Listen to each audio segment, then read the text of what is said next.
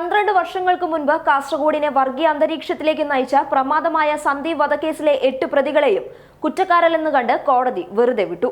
2008 April 14 വിഷുദിവസം രാത്രിയാണ് കാസർഗോഡ് പുതിയ bus stand പരിസരത്ത് വെച്ച് നെല്ലിക്കുന്ന് കടപ്പുറം സ്വദേശിയായ സന്ദീപ് കൊല്ലപ്പെടുന്നത്. സന്ദീപിന്റെ കൊലപാതകത്തെ തുടർന്ന് കാസർഗോഡ് 3 ദിവസത്തിനുള്ളിൽ ജീവൻ നഷ്ടപ്പെട്ടത് മറ്റ് 3 പേർക്കാണ്.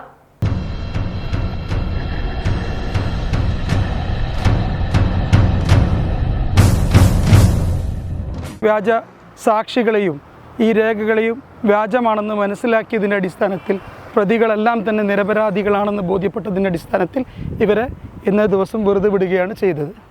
സന്ദീപ് വധം കാസർഗോഡ് വർഗീയ സംഘർഷമായി ആളിക്കത്തുകയും അഡ്വക്കേറ്റ് സുഹാസ്, സിനാൻ, മുഹമ്മദ് തുടങ്ങിയവർ കൊല്ലപ്പെടുന്നതിൽ കലാശിക്കുകയും ചെയ്തു. കാസർഗോട്ടെ ജനങ്ങൾക്ക് പുറത്തിറങ്ങാൻ പോലും പറ്റാത്ത ഭീകരാവസ്ഥയായിരുന്നു ആ സമയങ്ങളിൽ. ഓരോ ദിവസങ്ങളിലും കൊലപാതകങ്ങൾ സംഭവിച്ചതോടെ കാസർഗോഡ് വർഗീയ സംഘർഷ ഭൂമിയായി മാറുകയായിരുന്നു. പ്രതികൾക്ക് വേണ്ടി കോടതിയിൽ ഹാജരായ പ്രമുഖ ക്രിമിനൽ അഭിഭാഷകൻ പി മുഹമ്മദ് റഫീഖ് പറയുന്നത് ഇങ്ങനെ: സന്ദീപ് കേസിൻ്റെ നാൾവഴികളിലൂടെ നമ്മൾ സഞ്ചരിച്ചാൽ കുറേ കാര്യങ്ങൾ പറയാനുണ്ട്. പക്ഷെ അതിൻ്റെ പ്രധാനപ്പെട്ട ഭാഗം എന്തെന്ന് വെച്ചാൽ പ്രോസിക്യൂഷൻ ഹാജരാക്കിയ സാക്ഷികളും അതുപോലെ തന്നെ തൊണ്ടിമുതലുകളും അനുബന്ധ രേഖകളൊക്കെ കോടതിയിൽ വ്യാജമാണെന്ന് കോടതിക്ക് കൃത്യമായി ബോധ്യപ്പെട്ടതിൻ്റെ അടിസ്ഥാനത്തിലാണ് ഇതിലെ പ്രതികളെ മുഴുവനും കോടതി വെറുതെ വിടുന്നത്. അന്നത്തെ ആ ദിവസങ്ങളിൽ നിരന്തരം 4ഓളം കൊലപാതകങ്ങൾ നടന്നിട്ടുണ്ട്.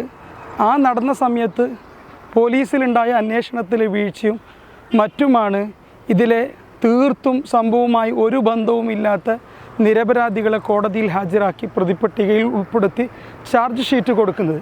പിന്നീട് കോടതിക്ക് കൃത്യമായ വിസ്താരത്തിൽ കോടതി വ്യാജ സാക്ഷികളെയും ഈ രേഖകളെയും വ്യാജമാണെന്ന് മനസ്സിലാക്കിയതിൻ്റെ അടിസ്ഥാനത്തിൽ പ്രതികളെല്ലാം തന്നെ നിരപരാധികളാണെന്ന് ബോധ്യപ്പെട്ടതിൻ്റെ അടിസ്ഥാനത്തിൽ ഇവരെ ഇന്നേ ദിവസം വെറുതെ വിടുകയാണ് ചെയ്തത്.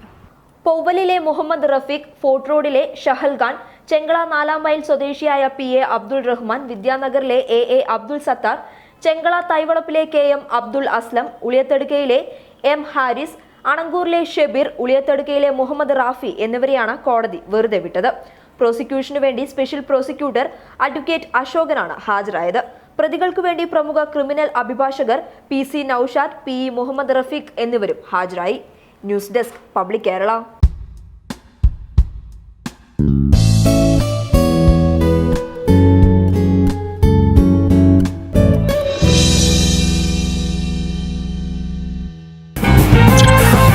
Monster.